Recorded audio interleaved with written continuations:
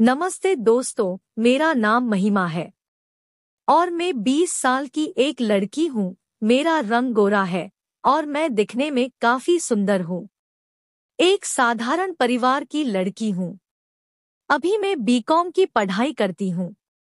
मुझे पढ़ने में बहुत अच्छा लगता है। मेरा घर बिहार में एक छोटे से गांव में है। मेरे परिवार में मेरे मम्मी पापा और एक छोटा भाई है। मम्मी पापा खेती करते हैं और छोटा भाई 8 क्लास में है। बात पिछले साल पहले की है, लेकिन मैं अपनी कक्षा 12 क्लास की कहानी सुनाती हूँ। मैं जब 12 क्लास में थी, तब आखिर मेरे साथ क्या हुआ, वो सब मैं तुम्हें आज बताने जा रही हूँ।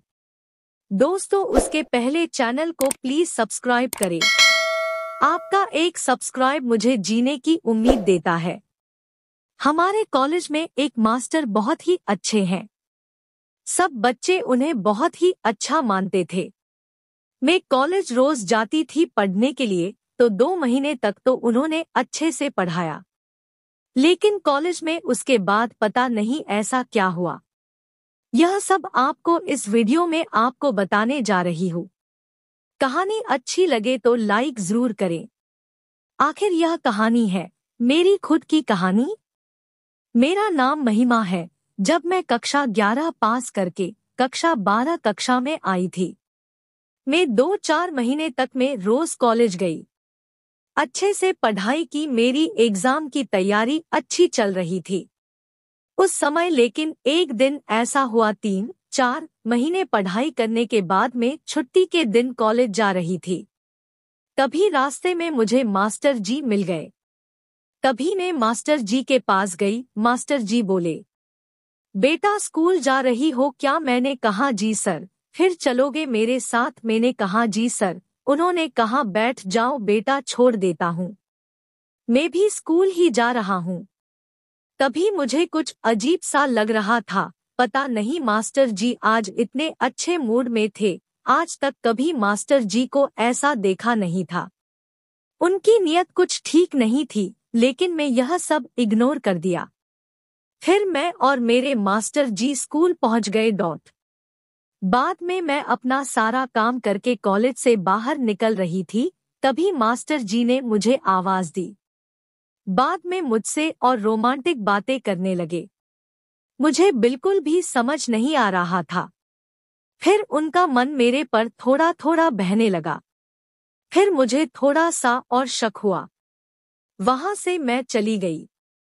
दोस्तों, कहानी अच्छी लगी रही है तो आप सभी लोग चैनल को सब्सक्राइब जरूर करें। दोस्तों, फिर एक दिन की बात है। मेरी बोर्ड परीक्षा को सिर्फ 7 दिन बचे थे।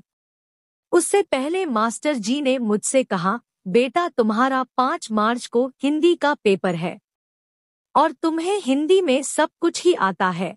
लेकिन बेटा वहाँ ऐसी पढ़ाई नहीं होती है, मतलब ऐसा नहीं लिखा जाता।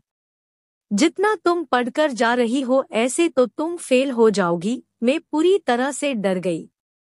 मैंने मास्टर जी से कहा, मुझसे मजाक कर रहे हो आप? मजाक ही बना रहे थे। उनका मकसद कुछ और ही था।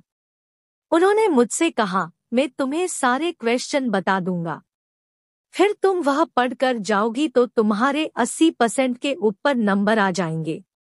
मैं थोड़ा सा खुश हो गई थी। मैंने कहा, बता दीजिए मास्टर जी। फिर उन्होंने मुझसे ऐसी बात कही जिससे मैं शर्मा गई। फिर मास्टर जी ने मुझसे कहा, बेटा मेरे साथ घूमने चलोगे?